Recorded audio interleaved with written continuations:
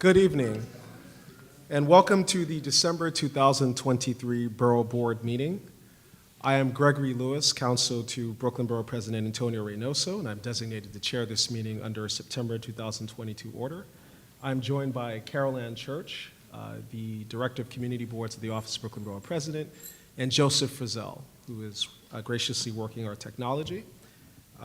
This meeting is being recorded to comply with the Open Meetings Law.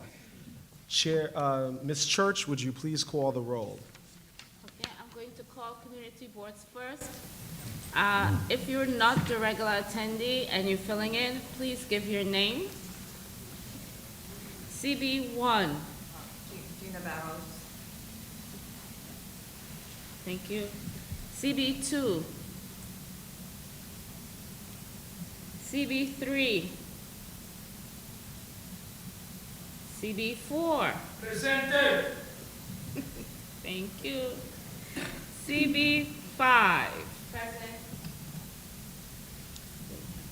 CB6. What's your name? CB7. CB8. CB9. CB9 Chairperson. Thank you. CB10. Sandy Rollins, Vice Chair, representing the Chair of the Cabinet. Thank you. CB11. Marty Elias, District Manager, representing Morgan, please. Thank you. CB12. District Manager, representing Thank you. CB13. Lucy Mojica, CB13 Chairperson. CB14. Joanne Brown, Chair, President. CB15. Teresa Scavo, Chair, President. Thank you. CB16. CB17. Actually, we received apologies from Chair Daly. CB18.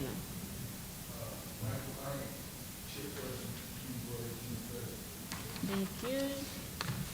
And we will now move to the elected officials. We received apologies from Councilmember Ressler's office, so I will start with District 34, Gutierrez. District 35, Hudson. District 36, Osei. Name, please.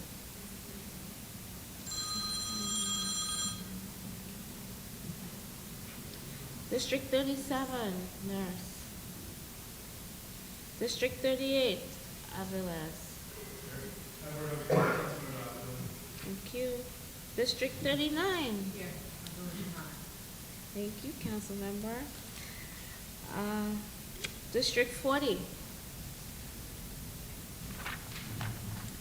District 41. District 42. District 43. Thank you, Michael. District 44. District 45. Thank you. District 46. Narcisse. District 47. Hagan. District 48. Thank you, Sasha.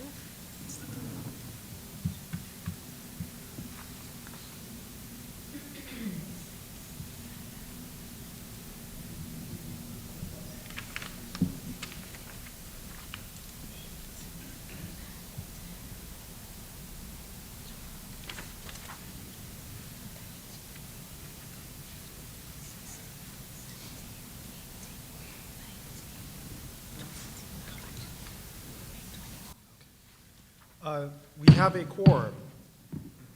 The first agenda item is the approval of the agenda. By email dated December 1st, 2023, a copy of the proposed agenda for this meeting was circulated to the members. Did anyone not receive a copy of the agenda? Hearing that no one failed to receive a copy, does anyone object to the adoption of the agenda? Hearing no objections, the agenda is adopted by unanimous consent. The next agenda item is, along with that, in that email transmitting the agenda, there was a copy of proposed minutes of the November 2023 Borough Board meeting. Did anyone not receive a copy of the proposed minutes? Hearing that no one failed to receive a copy of the proposed minutes, is there any objection to adopting the proposed minutes? Before Camacho, in regards to, I don't think there was a vote in regards to the grievance procedure that one council person, it doesn't state the name of the council person or the staff that requested, because I know when we do through OMB request, we need our minutes to reflect, and it's not accurate. They have done. We never voted on this in regards to the grievance process. In the meeting, it was just brought up. Two, I don't know if they're going to request a vote, and it only states on here in the minutes, it only says board should act their own grievance procedure. It isn't the borough president chair. I'm confused. And maybe the minister reflected there was a vote, or was it an open dialogue? It doesn't reflect, and why is it that? And now you have it at unfinished business as a resolution for the borough president to enhance grievance procedure. I think it should be brought to this body before we even make any recommendations in regards to that, because there is a process, and we know for a fact that there is a process in regards to this. So I think the minutes should reflect who seconded, who first, or who made the count.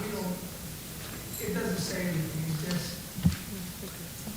Chair Cosmasso, are you then proposing an amendment to strike the paragraph in the minutes and to replace it with a paragraph that says, on motion by Councilmember Aviles' office, second by Councilmember Hanif's office, there was a resolution which was tabled by a motion made by Chairperson Baptiste of CB9, second by you. Would you like that to be amended in the minutes to reflect what I just said?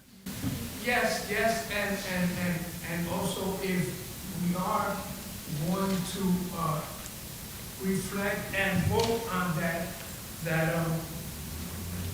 we should bring it also to the committee's chair in each body committee, because it reflects them, each one, especially CB4, CB3, whoever that's on there. We're going to vote on the grievance procedure when there is a process that us under the city charter have to abide by, and to make another rule, we have enough rules. So, yes. If I may interrupt you, Chairperson Camacho, I believe specifically on the amendment to the minutes, I just want to be clear. I think other things you're raising could be addressed with that. Okay, just to be clear, you've made a motion to strike the language in the proposed minutes and to replace it with language that reads, on motion by Councilmember Aviles' office, second by Councilmember Hanif's office, there was a proposal for the Borough President's office to adopt a resolution. By motion by Chairperson Baptiste, second by you, that motion was tabled to the December 2023 minute. So it should reflect this. That is amendment to change the minutes. Is that motion second? By Councilmember Yeager.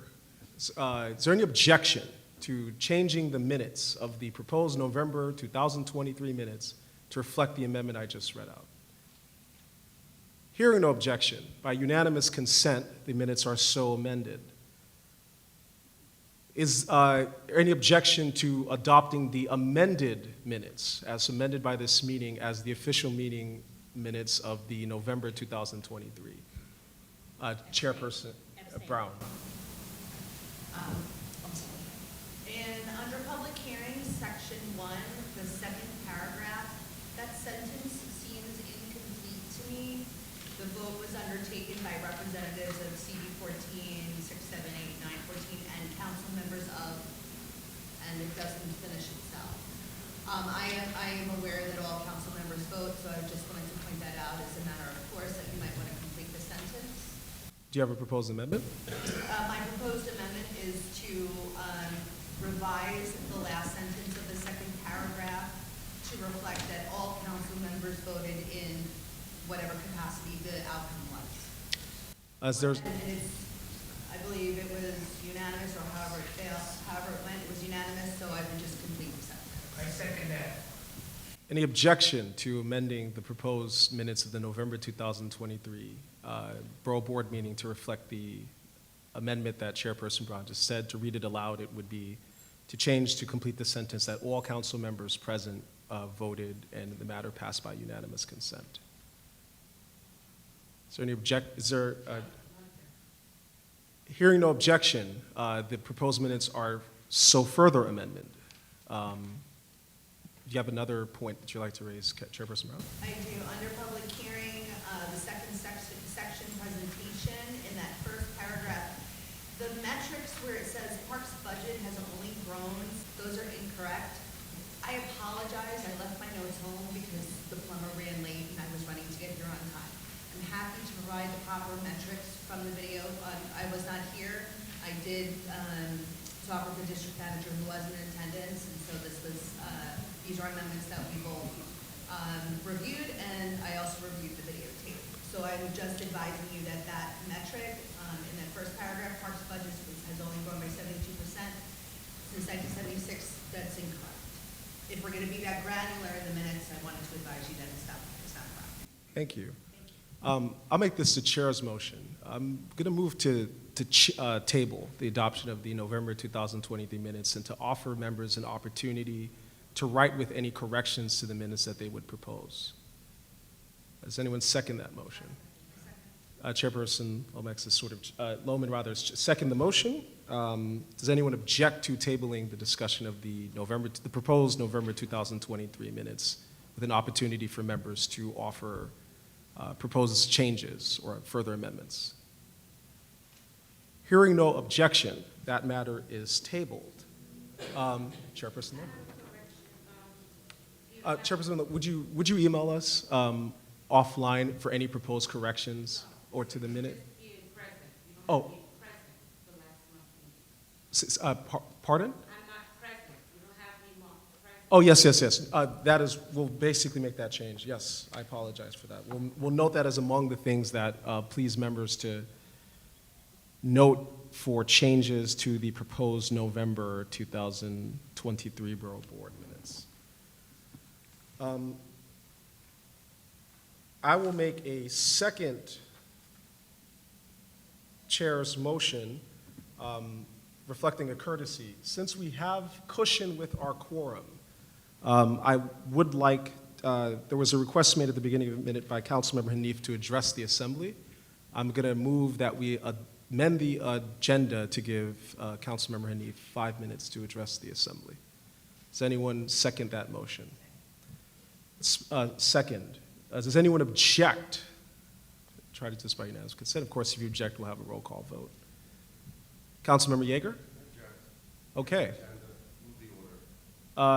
There's an objection. Ms. Church, a roll call vote, please, on the chair's motion to give 5 minutes to the council member to address the Assembly. May I speak to the objection? Yes, absolutely. I apologize. Yes, you may. There was an agenda that was emailed to all the members of the Borough Board, and many members made their efforts to be here. They'll be here on time. If there's a member who wishes to address the board outside the order of the agenda and the order of the day, then they could do it at the appropriate time on the agenda. So noted. Thank you, council member. Ms. Church, the roll call vote, please. Again, I'll start with the community boards. CB1. Can you clarify what you're voting on? We're voting on whether to give Councilmember Hanif, out of order, 5 minutes to address the Assembly early on in the meeting. I'm trying to do so as a courtesy. But I stated that we have a quorum cushion, which allows us to meet in case folks feel like. No. Okay. Stay with the agenda. Okay. CB2, CB3, CB4, See before? yes. Yeah, absolutely. CB5, Stay with the agenda. Is that a no? Thank you. CB6, CB7, CB8, Yes. CB9, CB9 votes yes. CB10, Yes. CB11, No. CB12, CB13, CB 13, yes. CB14, CB14,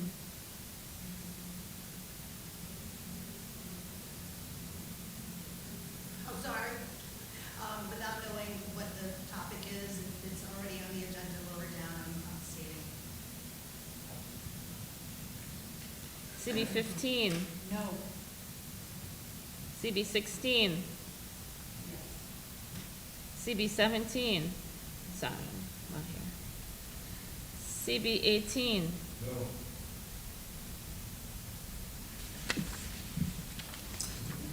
going to the council members. 34.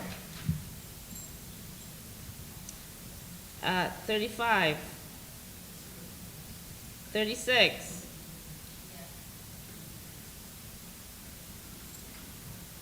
37. 38.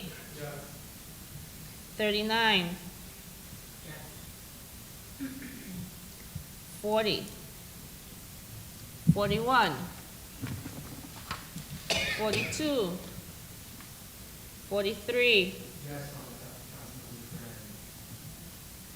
44. No. 45. 46. 47. 48. We abstain per our custom. Or the Office of Brooklyn Borough President abstains.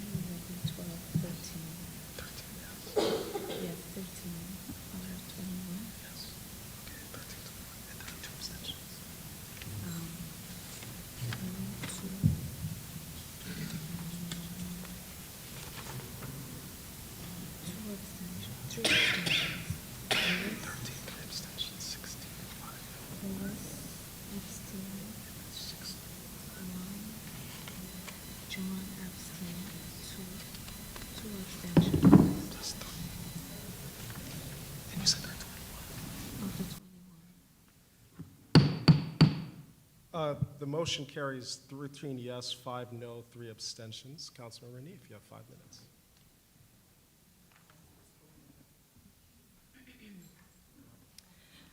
Thank you. Hi, everyone. I'm Councilmember Shahana Hanif, and I respect Robert Rules of Orders, so thank you for this process and demonstrating what this looks like. I understand that at the last meeting, which I did not attend, that there was a motion put forth for a grievance process. I know that that motion at some point during tonight's meeting will be removed or withdrawn, and I support that. And why I wanted to speak early is because I want to really implore our borough president to do more to support our community boards so that they are expanding democracy as best as they can. I do not want interference of the levers of elected officials to further impose on what was supposed to be and what should continue to be a space separate from the imposition, the controls of elected officials. I was a former board member, and that was a crucial step in my own activism and my own organizing, and plus to meet with my neighbors and like-minded folks who really deeply care about our homes, our communities, our neighbors, and I know how important it is for members of our community to want to belong to a space of leadership. These are leaders who we make recommendations for our community boards to fulfill very specific responsibilities around really knowing the block by block issues of our community. And we take very seriously when it comes to particularly land use and such other roles. And so I am just here to reiterate that I want to see the best for our community boards, and that should include, which I know some of the boards here, I believe, will be modeling a comprehensive orientation toolkit so that every incoming member isn't just receiving a one-page orientation, which you may or may not remember all the details of, but rather you're learning about the Roberts Rules of Order, civic engagement, committee assignments, why we should have members in a committee.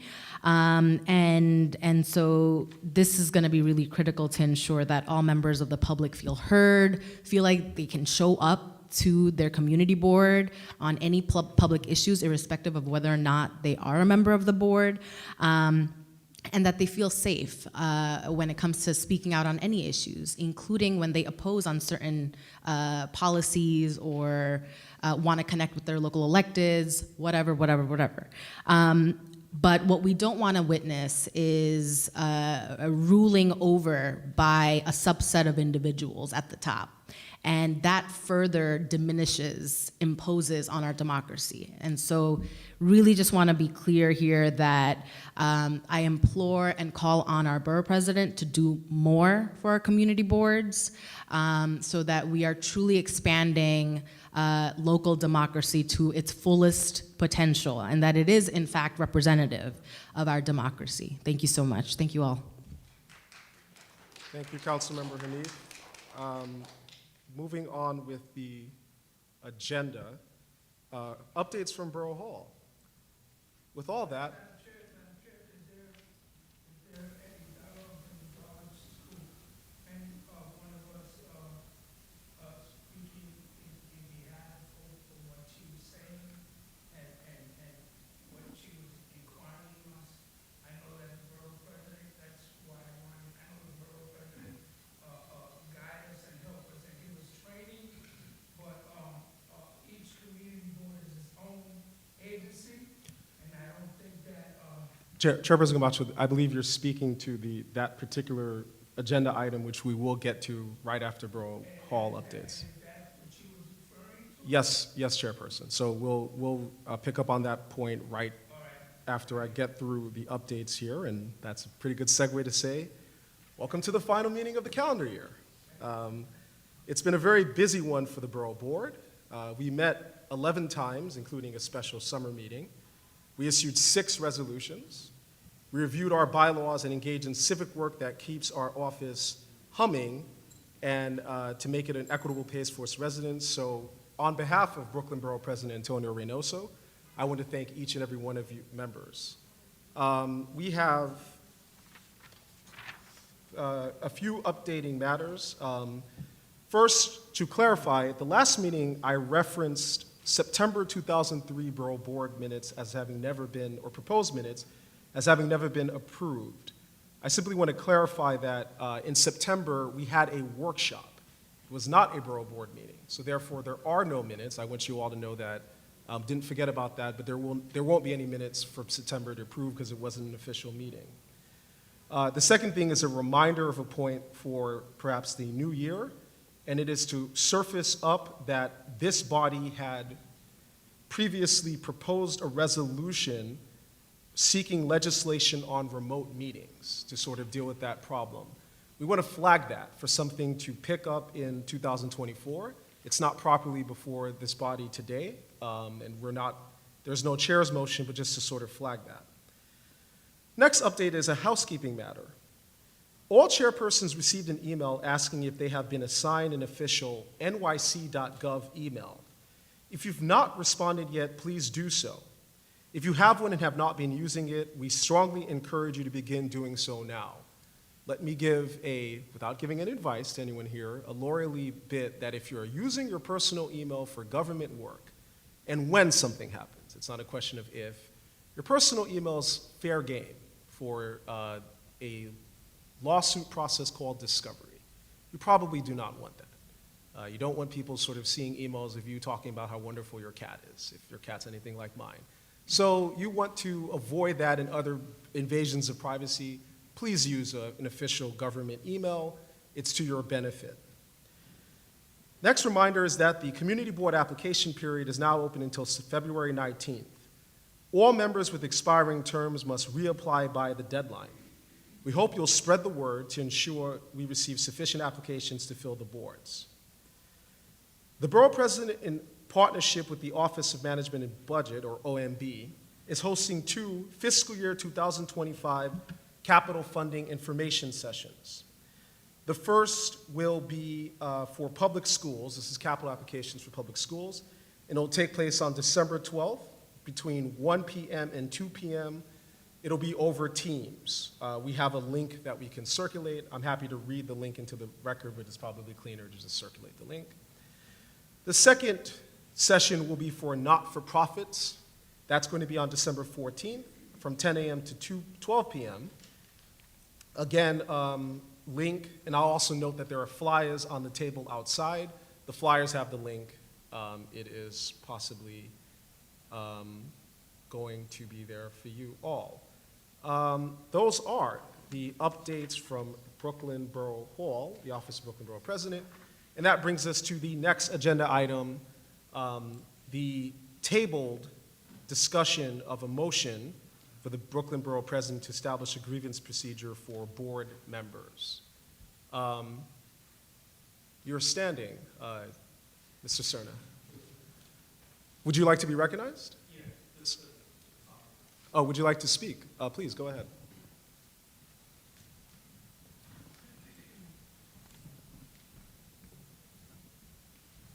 Good evening, everyone. I hope everyone had a happy holiday. I rise to withdraw that tabled item from the agenda. I do so not because the council members that introduced it and supported it don't stand for the merits of it, but because we believe it's a helpful point to take a step back and actually give space for some of the concerns that were raised at the last meeting. So there were several, but I'm going to address just 2. One was that the city charter governs what we were trying to speak on. And I wanted to read a section from the city charter because New Yorkers went to the polls just last year and they passed a preamble to that city charter. And the preamble sets the intention that governs the rest of it. And I want to read it because I think it speaks to the heart of what we're trying to do here. The preamble starts with, "We, the people of New York City, declare that our city is a multiracial democracy, that our diversity is our strength. We honor and respect the culture, languages, and histories of all who call and have called this land home, and we celebrate their revolutionary imagination, courage, and resiliency. We strive to be a city where the value, talent, and contribution of every New Yorker are recognized and embraced, and where equity and inclusiveness, community empowerment, accessibility, and opportunity for every New Yorker are the unwavering standards to which we are held accountable in all aspects of governance, business, and service delivery." Now, it expands upon that, so I would say please go read it, but that's what we're talking about here. This is a new section in the city charter, and it might be that other sections of the city's charter don't live up to these high standards. And we argue that in several instances, there have been constituents that have come to our office that said that boards have failed to live up to that standard. And so the second concern that was raised that I'm going to address today was about the borough president's role in being an HR and having some process for grievances. And to piggyback off of Councilmember Hanif, who said that the BP should be doing more, with withdrawing this, I don't know if it has to be a motion, if it needs to be voted on it, but teach us what is the borough president's role in all of this? What are the levers that exist now so that we can level set and have somewhere to operate off, because there might be gaps in the knowledge. There certainly are in mine, maybe for some of my peers. So let's level set. What is the BP's role? What are the HR capabilities here? Take it as a form of training. I think training was asked for earlier today. Let's have a training at the next meeting to understand what the procedures are. And then from there, maybe we can explore and build upon that to live up to these high standards echoed in the preamble of the city charter. So with that, again, I withdraw the resolution, and happy to discuss. Thank you. Thank you. With the motion having been withdrawn, there is no unfinished business properly before this body. Chairperson Camacho, I'll push the commentary and also my response to the request too. We'll do that in the other business section of the agenda. Because with the motion having been withdrawn, it's no longer, that agenda item is now, is sort of taken care of. So we'll move on to other, that would be, you, of course, as typically the case, be permitted to speak during other business to raise all of your concerns. That brings us to the next agenda item of communications and reports, and there is a public hearing item that was noticed. This is a hearing on a proposal submitted by the Department of Transportation to restore the Hill Drive Bridge located in Prospect Park, Brooklyn. This is an historic structure built and designed by Calvert Vaux in 1890 and is listed on the National Register of Historic Places. The proposed project would give new life to the bridge by preserving its historical significance through structural improvements, aesthetic enhancements, and parkland protection. This is a matter under Charter Section 384, subsection B, subsection 3, which means it is a matter that, in affecting Prospect Park, the affected community boards 6, 7, 8, 9, and 14, as well as the council members would be able to vote on. For the presentation of this item, we welcome the Department of Transportation, Jonine Kidder, Margie Banka, Sikdar Latif, and the Borough Commissioner Keith Bray, along with a consultant, Nicole Melendez Parsons, or I believe that'd be Nicole Parsons Melendez, if I got that correct, actually. Melendez probably, design consultant and lead engineer. Department of Transportation, the floor is yours to present. Thank you so much. Good evening, everyone. And that was most of my introduction, so I will save time and not repeat most of it. But I'm Jonine Kidder. I'm the Executive Director of Community Affairs and the Chief of Staff in the Division of Bridges at DOT. It's nice to see so many folks that I've known. I was chatting with Teresa Scavo earlier. We've known each other and worked together since 2009. Carol Ann, we know each other for a very long time, so it feels good to be back here in Brooklyn. And as you said, we're here to present tonight to you quickly the rehabilitation of the Hill Drive Bridge in Prospect Park.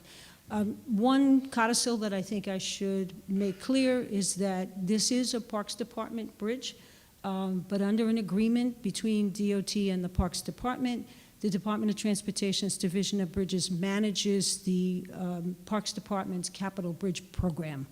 We manage that for them because their teams are in capacities that are basically on other facilities. Everybody knows they manage a lot of buildings, swimming pools, athletic facilities. They have a different team and a different skill set when it comes to bridges. And so under an agreement that's probably now more than 2 decades old, we do manage their capital program. But this is a Parks Department bridge, and it is being funded by them. So Nicole Melendez from Parsons and her staff will go through the presentation.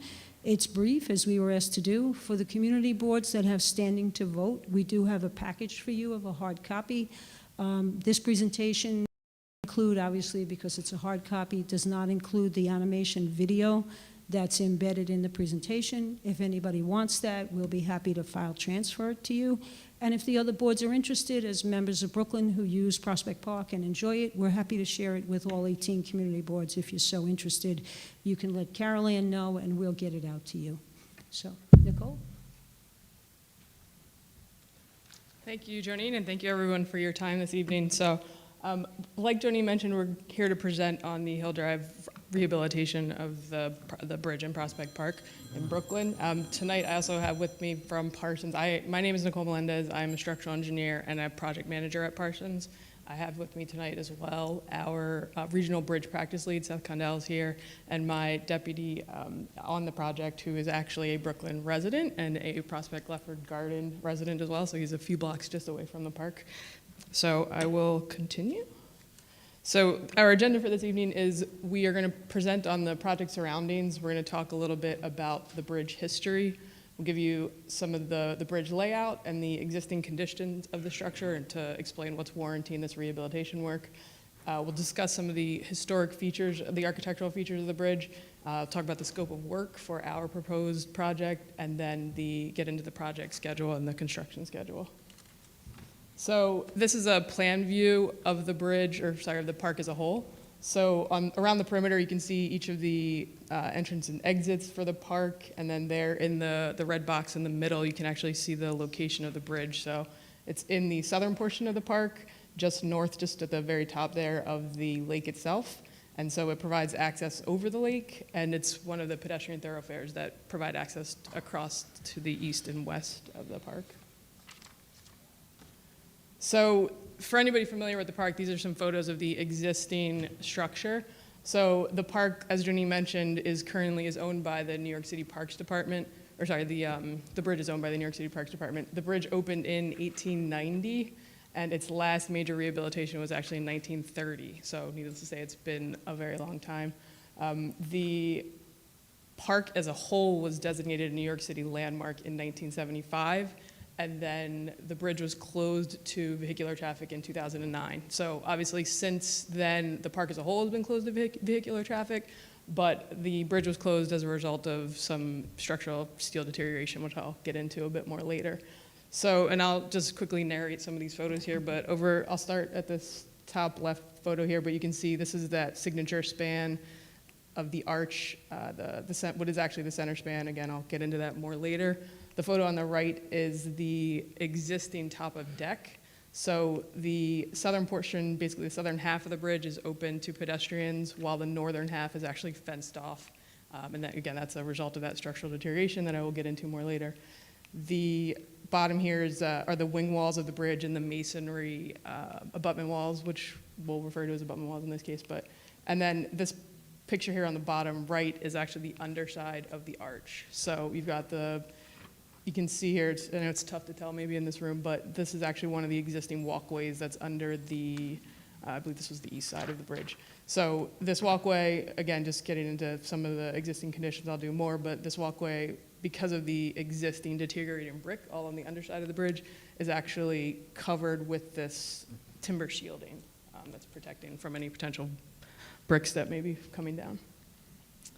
So again, the existing structure, this is just a sketch that we put together, but as I mentioned, this arch span in the middle, this is actually a 3-span structure, even though this one span is the more signature span, and these 2 spans here at the side are actually encased in this masonry block, and they have been encased and inaccessible since the bridge's original construction. And so, let's see, yeah. So, and the other thing to note here too are the 2 footpaths that are under the signature span. So you've got the lake which passes under, and then there's a footpath on the east and west sides of the bridge. So again, just to get into some of the details of the existing deficiencies or notable deficiencies, like I mentioned, the bridge is currently closed to vehicular traffic. Occasionally, some of the park maintenance vehicles, smaller vehicles, will use it just in this accessible area. In 2009, a bridge inspection noted that there had been decades of poor drainage on the structure, and so as a result, there was water pooling in this northwest corner of the bridge, and that water was effectively was corroding and had caused significant deterioration in some of the steel just below this. So that warranted the bridge to be fenced off so that the northern half was not accessible to vehicles and only access the southern half of it. And then additionally, you can see, it may be tough to see here, but there are cracks all through the pavement, and from those cracks, vegetation has started to grow, and that's obviously compromising the deck there. And then additionally, like I mentioned, the deteriorated deck on the underside of the bridge, and then also in these pier walls here, the deteriorated brick all throughout. Additionally, there is a failing paint system on the bridge all throughout the structure, and we've found that after testing that the paint is actually lead-based because of its age, the time of construction. And additionally, here over by the wing walls, you've got all four corners of the bridge have significant soil erosion just over the years with rain and everything just pulling the soil away, and so it's exposing some of the foundations of the wing walls there. So we go from the notable deficiencies to then some of the notable architectural features of the bridge. So again, because of its construction in 1890, a lot of its signature features are now considered historic features and certainly a sign of their time during the construction. So up here on the first photo, we've got the cast iron parapets. So in that center span, the parapets are actually this cast iron, and then the two outside spans, it's actually a stone parapet, which is in the same shape and detail of this one. Here on the right here, we've got the original spandrel panel, which connected the arch to the deck up top. And then in that 1930 construction, that was replaced with this filled-in panel. We have a few different reasons about why we think that happened, but additionally, just some of the decorative features at the end of each arch are these decorative infill panels, and then there's also these historic date medallions. One side of the bridge says 18, the other side of the bridge says 90 to signify the year that the bridge opened. So to talk a bit about our scope of work for this job and what we're proposing, I'm actually going to start down here at this photo, but our project would be replacing all of the arches and then in turn everything above that. So you've got the underside of the bridge here, which were these brick arches, and then the deck up top as well, and in addition to all of the steel that's tying in all of the arches as well.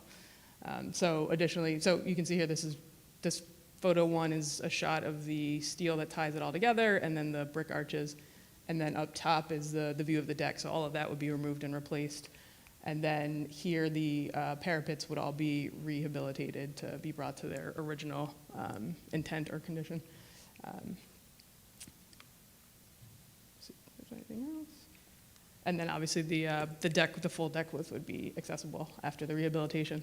So some of the scope of work, like I mentioned, through testing in the initial phases, was we tested samples all over, paint samples and assorted other materials that we found on the bridge. So we did detect some lead in lead-based paints and materials. So lead remediation would be part of this work. And then now I will actually ask Dan to help out. So this, it's a short animation, about a minute long, so we'll stop it at each major interval, but just to give a visual of what would happen for the construction. So this is the bridge in its current condition, where you can see about halfway closed off there. So the bridge would be closed to pedestrian traffic, and then the three spans would be demolished. So the deck would come off first, and that would expose the fill underneath. And then all the steel would be removed. And then the demo process would continue on the first and third spans there, and then the construction would begin on those two outside spans, and they'd be filled in. And then now it'd all be replaced and completed. So brand new bridge in the end there. So that just gives a brief visual of what the construction would look like. So we've worked with the Parks Department and gotten their input on this. So we've put together 3 different alternate routes for pedestrians. You can see in the middle, this portion is what we're anticipating as the closure. So we've got the section just where the bridge is and the east and west approaches, and then additionally the footpaths underneath. So this just marks out the 3 different routes. There's one up here to the north, just north of the boathouse to cross over the lake there. Another one goes over the Lullwater Bridge. And then the third one takes you the southern route around the lake. So our construction, we are anticipating, we've identified an area for the contractor to be able to stage their work. It's a convenient area to the site, and it's also, the intent was to minimize the impact to park users, to keep it as close to the bridge as possible. And so we have worked with Parks, and ultimately they would get the final say on this one.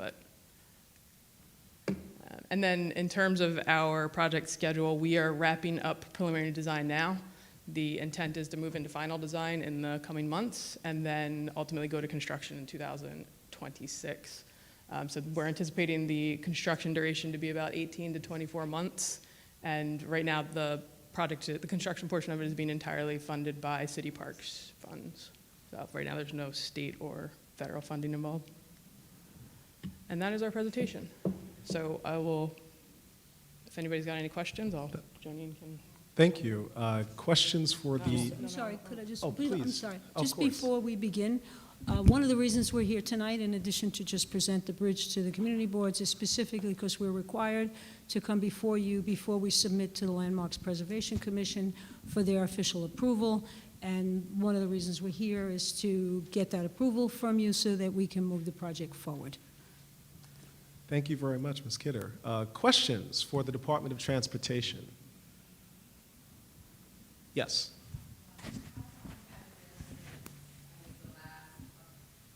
Good evening. How long has it been since the last repair of the bridge? How long has this deterioration been taking place? So my understanding is New York City DOT is regularly performing maintenance on it, but the last major rehabilitation was in 1930. So yeah, 95 years almost. Thank you, Chairperson Morgan. Mr. Spitzer? The construction cost? What do we have it at?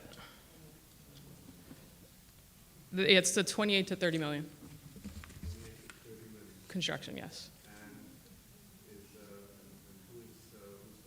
It's parks funding right now. Yeah. It's all parks. You can go back to there. It's the last bullet there. First Vice Chair Valles. Have the funds been earmarked, or are you still waiting for approval? No, they are in the capital plan committed to this project. Ms. Kidder, would you just repeat that into the mic, please? I'm just for sorry. the Yes, the record? funds are in the capital program, and they're committed to this particular bridge. Again, it's parks, they're in, and if you look in the budget documents that you get from ONB, which I know ONB circulates to the board, you will find this in the Parks Department section, not in the DOT section. So the agency code, I know our agency code is 841, I forget if Parks is 845, but if you look in budget documents, it'll be under the Parks Department's capital program. Mr. Ratchiopopo. Oh, that's the open fund.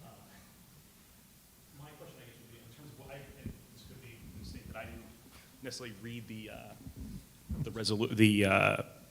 I didn't read the agenda tightly enough. I only have it on my phone, and I might need glasses.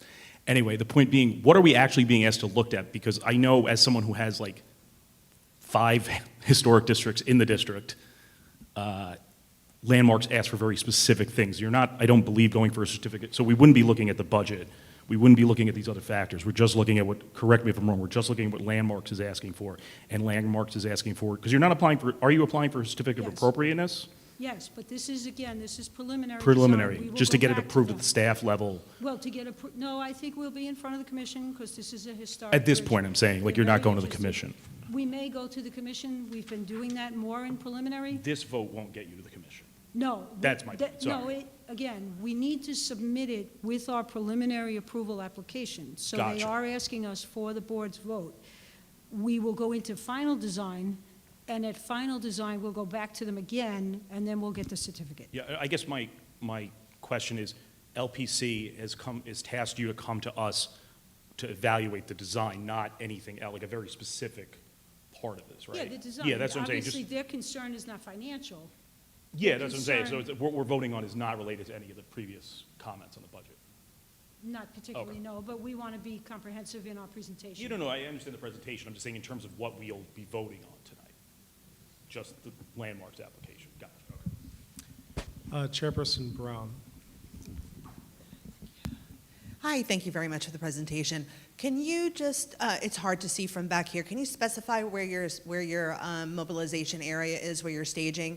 Is that the parking lot that normally they would have, or is it the Well House Drive? So it's just west of the bridge. So the parking lot's actually off to the right in this photo. So this is if you come off the bridge and heading like towards Manhattan that direction, there's like that grassy patch there that's got like a little bit of a hill on it. Yeah, There's a the- monument right at the top of the hill. So that flatter portion of the grass patch, basically. Yeah. And this is again, part of what Parks has worked with us to identify, because it's not an active recreation space. Again, you can't see from here that there's a little topography change there. So, I'm sorry, so their intention when, again, as Nicole said, this is their final determination where our contractor can stage. We didn't want to remove a single tree. We didn't want to take out any kind of active playground space or permitted active ball field kind of spaces.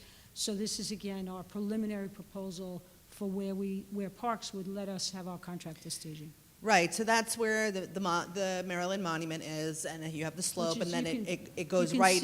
You can see the monument all the way at the top. Right. of it. So what I want to know is how much of Wellhouse Drive between the Nethermead, which the Nethermead comes out into Wellhouse Drive, it goes past that monument. What I'm trying to understand is, and I'll just bring this up, years ago, Googa Mooga used the bridge for staging, blocked it off, and it became very, very difficult for about a week to move around. So I haven't experienced what it's like when that bridge is inactive and you can't get through that part.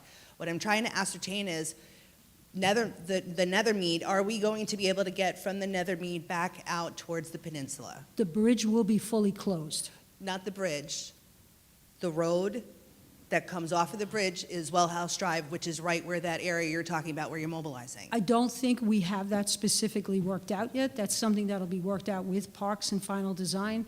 In terms of all of the access roads and where the contractor will actually be operating from. But again, these are the details that'll be worked out in final design and come back. I mean, it's their call because they have to operate the rest of the park as well. Sure. So. Yeah, I just caution to make sure that you have access between that major area, which is the Nethermead, and then going out towards Prospect Park Southwest So in that thanks, direction. thank you for that detail. We will take a closer look at that. Thank you. Chairperson Baptiste, then Mr. Reddy. Thank you very much for the presentation. I guess the question I have is with respect to process. So this evening, we're looking for the affected boards along with the council members to vote on this. What are we? Is there an expected outreach to the affected boards directly in terms of either going to the transportation or parks committees, and even in, either in this phase or even in the final phase? Is there a direct outreach to the community boards that are affected? Let me say, there can be. We're happy to come to any of the individual boards that ask us to come. By charter, we're required to come to this presentation because Prospect Park, like all of the major parks in New York City, is called an area of joint jurisdiction, and so we're required to come to the Borough Board to speak to the affected community boards that have standing. But if any of the individual boards are interested, we're more than happy to come. I think Board 14 knows we used to come all the time to do an annual presentation just on bridges. In the past, we were asked to come out and give an update on our entire capital program. So we're happy to come out and talk to any of the boards that are interested. Everybody in Brooklyn uses the park, so all the community boards probably have an interest. CB9, come on down. Sure. Mr. Heredia?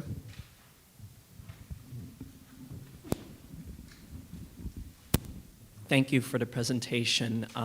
This is actually I'm very happy to see the bridge revitalized. I remember when it was first closed in 2009, I was 8 years old at the time, and I remember when they closed that path. So my query is, in terms of the video where you displayed, I didn't really see the spade design in there. How much of that is being maintained in the final design? Is all of it being maintained and in terms of the architectural details? Will all of them that you mentioned persist after the reconstruction? Yes. So the intent is to maintain, or if not be able to reuse, to replicate to the best that we can everything that's on the screen. So is there a specific one that you were curious about, or?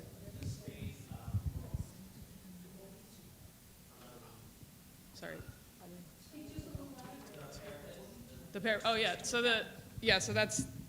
the intent is to try to rehabilitate the existing cast iron ones that are there. Yes. Yep. Are there any further questions for the Department of Transportation?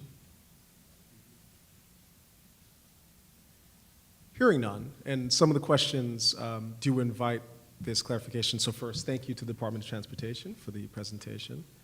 Some of the questions have invited this clarification. So I believe introducing this item, I mentioned section 384 of the charter. It's not a 384 matter. It is under charter section 85, subsection B, subsection 6, which requires that this body review and make recommendations with respect to applications and proposals of public agencies and private entities for the use, development, or improvement of land located in more than one district. So as Ms. Kidder was sort of explaining, this is because Prospect Park covers more than one community district. So that's just to be clear why the matter is before the board.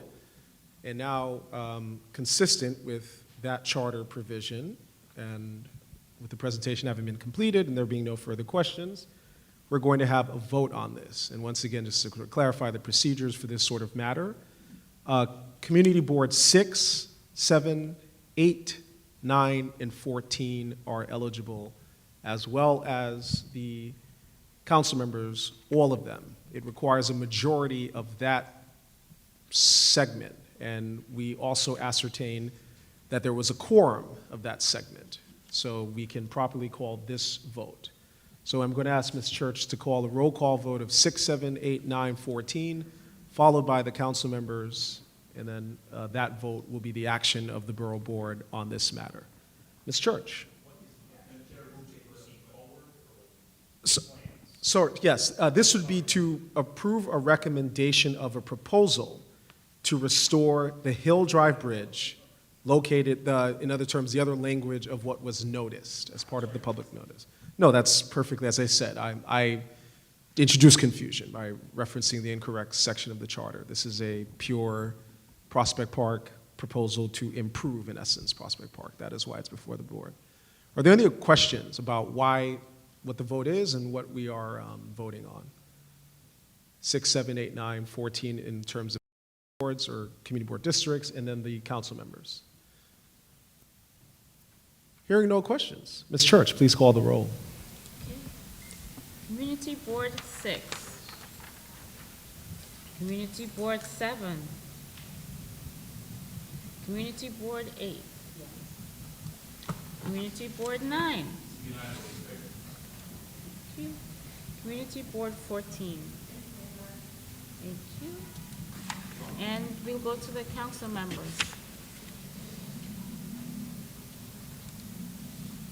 We'll start at community, sorry. Council member for the 36, we'll say. She's not here.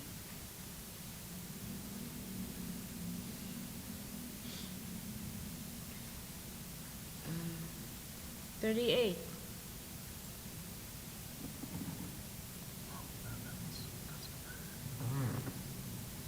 Mr. Sir? Edley? I believe he's not here. 39. 40.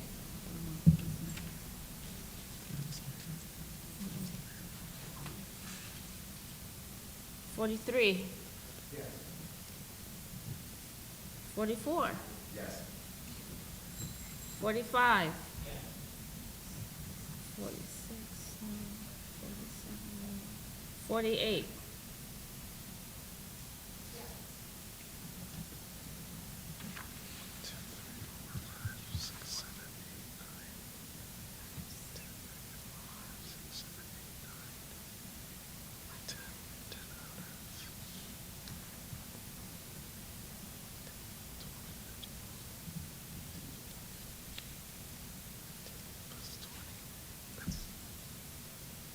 The Brooklyn Borough President's Office votes yes. We do so to break the custom, otherwise there would not be a majority.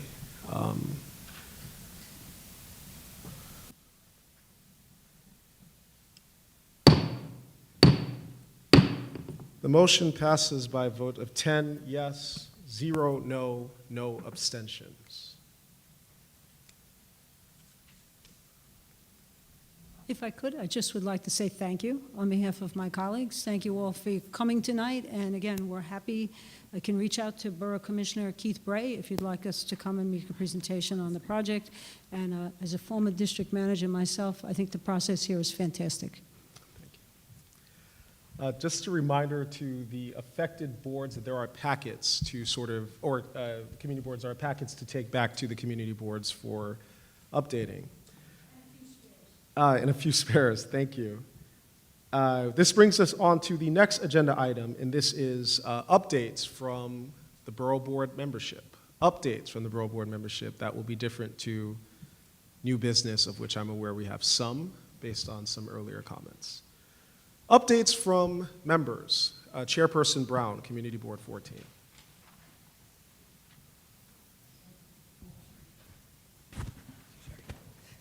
Thank you very much.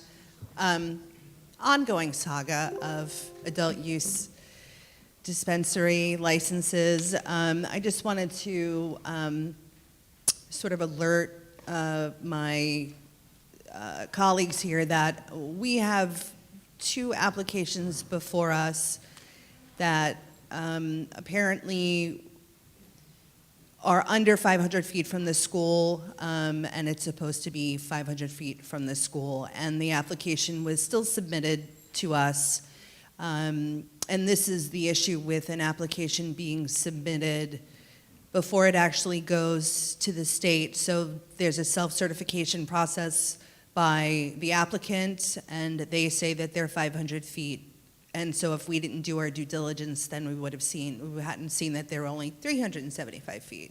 So it's just a cautionary tale on the ongoing saga of adult use licenses for dispensaries. Thank you.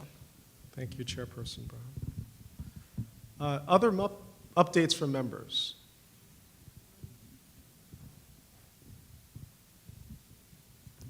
There are no other updates from members, just to be clear. That moves us on to new business. So two points I think that are interrelated. Last meeting on the motion that was withdrawn, Chairperson Ian had indicated a desire to speak, and I indicated him that I would recognize him at the next meeting. So Chairperson Ian, especially since Chairperson Camacho, I believe, also intends to speak on the matter, indicated a desire to speak on the new business matter, I want to give you an opportunity to speak on that if you would like to. And this is, again, the question that was asked by Councilmember Vilas' office about this grievance procedure. Good evening. I'm Michael. I am Chairperson, Community Board 18. Regarding the issue that was brought up last month, I vehemently opposed to it. And it's no longer in existence now, right? It's off the table. Correct. Chairperson Ian. Okay. Because I feel if you do something like that, you're going to be creating like a division like the IAD, Internal Affairs, you know, and when you do that, every board is different, as we all know.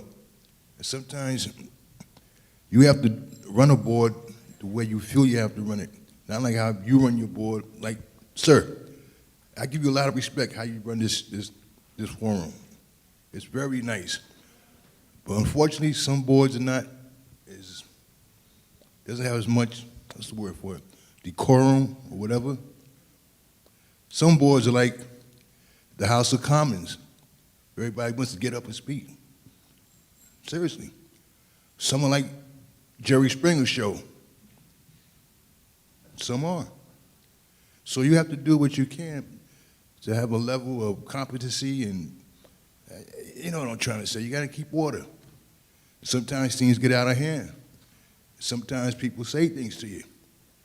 And bear in mind, this is a volunteer position. I do not get paid to get insulted. That's never going to happen without me saying something back. And that's basically it. Thank you. Thank you very much, Chairperson Ian. Chairperson Camacho. I also oppose to that because there's no grievance procedure in council person, is there? So I don't think we should be holding any grievance procedures in regards to how we conduct our business, especially the boards that are here. I know we get a couple of people that are out of hand sometimes, but sometimes people may not deserve to speak because whatever comes out their mouth isn't the right, but we allow them anyway to speak. And to create a grievance procedure in regards to the borough president dictating to us who was out of order or who wasn't out of order, there are procedures that he can do. Maybe city council wouldn't recommend these individuals. Maybe the borough president, which is entitled to his portion, wouldn't recommend people that are disrespectful and not allowing the community to speak. So those are procedures that they can do, not create more work for us that we don't get paid for, that now we got to do a grievance committee and come to you guys and tell you how to run our office. So that's the reason why I said this policy is not good. Everybody has their own board and their own community. I don't go to your house and open your refrigerator. You don't come to mine neither. And this is the way I feel about it. I've been on this job for 34 years, not getting paid. 4 borough boards, presidents, never heard of it. So I know people coming in here and creating, I don't know what is it that they want to create, grievance procedures, when we're not in the union, but that's beside the point. Thank you. Thank you, Chairperson Camacho. Is there any other new business? Yes, Chairperson Witherspoon.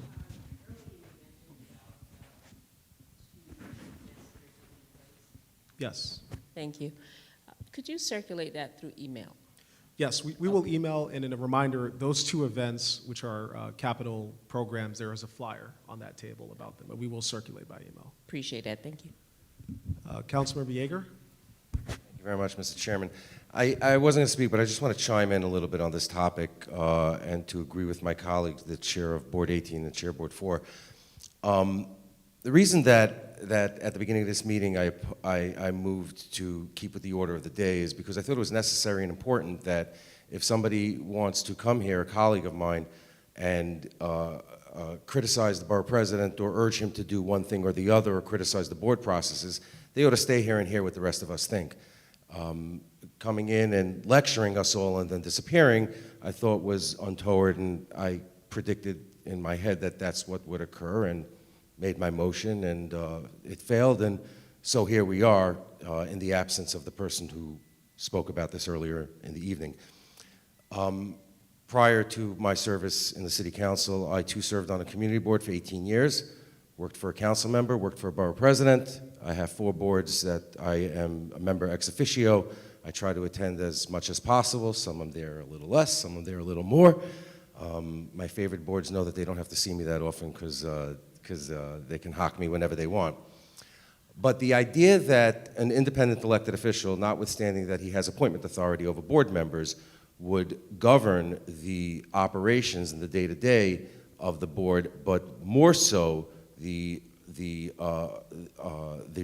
process by which a meeting that is held under the Open Meetings Law in compliance with the Charter, in compliance with Robert's Rules, in compliance with the bylaws of the various boards, and then this independent elected official would then have oversight that if somebody doesn't like the way something happened, I wasn't recognized in the order in which I decided I wished to be recognized, or I didn't get to speak for as long as I wanted, or my Zoom mic went out, but I'd like to accuse everybody else of cutting me off, let me run down to Borough Hall and create a fetch corner. And I don't think that's the borough president's job. I think he has a lot of things to do. This would be the 5th largest city in America. If it was a city, it ought to be one day. It says the city of Brooklyn on the seal. I'm looking forward to that day again. Borough president has more than enough things to do without managing the day-to-day affairs, and certainly the board meetings. I also sense that and I believe that my colleague, Chair Camacho, alluded to this, that Some of the complaints that we are hearing from members and from members of my body who are members of this board are from people who are new. And in some cases, they are very recently new to the boards and have, as Chair Camacho said, and as Chair Ayan said, come to create chaos. There's 50 members of a board, 35, 40 show up at a meeting, 2 show up with a contrary opinion, and those 2 are going to run the board meeting for the rest of the night. I've seen that, and I didn't just see it recently, I've seen it for the last 2 decades. It happens. But it's been happening more and more, and it's not just on 1 or 2 or 3 boards. It's been happening all over Brooklyn for the last 2-3 years.